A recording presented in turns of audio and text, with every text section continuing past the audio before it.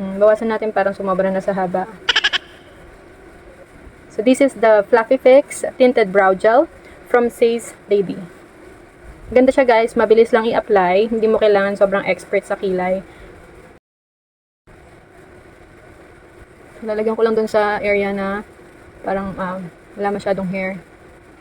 Ganyan, yan yung kulay niya. Light brown. Yan, tapos lagyan ko dito. Kasi pag sa pencil guys, isi-shape ko pa yan. Kaya medyo natatagalan ako dyan. Pero mas plakado naman yung guhit niya syempre kaysa dito. Ito parang i-fill niya lang, pakakapalin niya lang yung look. Pero hindi ganun ka-precise yung eyebrows mo. Pero kung nagmamadali ka at hindi ka rin naman talaga yung into plakadong or slick na eyebrows. Yan, okay na rin siya guys. Mabilis lang. Ganyan. Itayo ko lang yung mga hair dito. Ayusin ko lang. Ayan. So, ganyan na siya. Then sa kabila guys, ganun ulit. Lalagyan ko lang yung areas muna dito sa harapan. Kasi yung dulo niya guys, nandyan meron siyang parang pinakakulay niya dito sa dulo.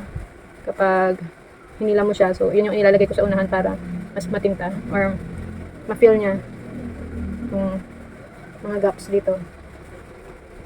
Blend ko lang guys.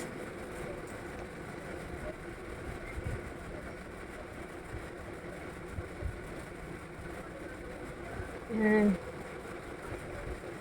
Mas mahaba dun sa kabila. Dagdagan natin. Hintayin natin konti. Ayan. Tapos bura para tumulis yung dulo. Ayan. Di ba tumulis siya bigla? Ayan. Pantay na ba? Gamitan ko siya ng spoolie guys. Dito. Para lang ma-blend.